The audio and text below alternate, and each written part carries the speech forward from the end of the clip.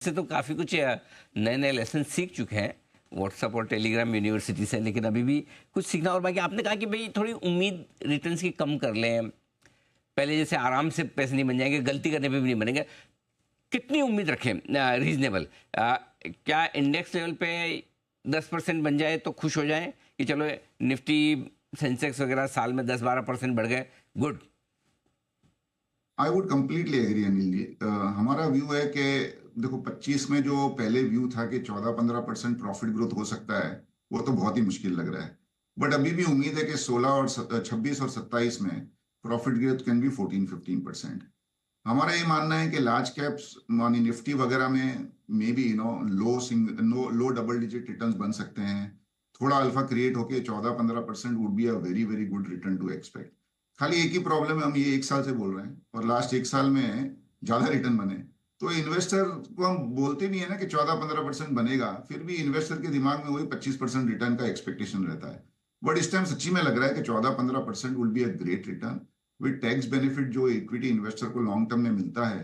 I think अगर आपका 5 साल में 14-15% भी रिटर्न बना तो पैसा डबल होता है। That's a great great return. तो इसका मतलब ये कि अगर 10% 12% सोचे तो मतलब निफ्टी नया हाई बना दे 2025 में 26,300 26,500, तो ये एक अच्छा अचीवमेंट माना जाना चाहिए, राइट? मुझे लगता है अनिल, लेकिन सिर्फ दो तीन चीजें हैं ना, उसमें थोड़ा सा एक बोलते हैं ना मसाला डाल सकती है in terms of added returns. एक तो ऑब्वियसली जैसे मैंने कहा, I think this budget can be a pro growth budget. थोड़ा सा लोग कॉशियस हैं कि ट्रम्प क्या करेगा। मुझे लगता है कि ट्रम्प आने से एटलीस्ट ग्लोबल ग्रोथ में एक थोड़ा बूस्ट मिलेगा, जिसका इंडिया को भी फायदा होगा। इंडिया का एक्सपोर्ट्स थोड़ा बढ़ सकता है बिकॉज जो भी अपने बात कर रहे हैं ट्रम्प की भी कि भाई सेफ गार्ड ड्यूटी लगाएगा, तो उसका निशाना आज की तारीख में तो कनाडा, मेक्सिको और चाइना पे ज्यादा है।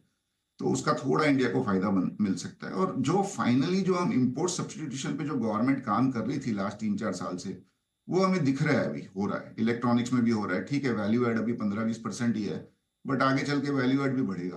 तो I think this import substitution और export opportunity can add a little bit to the growth of the GDP.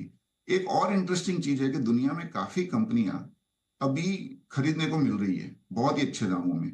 अभी हमने देखा दो बड़ी बड़ी केमिकल कंपनियों को इंडिया की कंपनी ने खरीदा। If Indian companies are successful in using their market cap year और पैसा रेस करके ग्लोबल कंपनी खरीदे, तो I think that can be an added boost to corporate profitability of India. तो आई थिंक ये 3-4 अपसाइड है। बट थोड़ा आप उम्मीद कम रखिए, उससे ज्यादा बनेगा तो खुशी होगी। तो I think these 3-4 things can be an added trigger.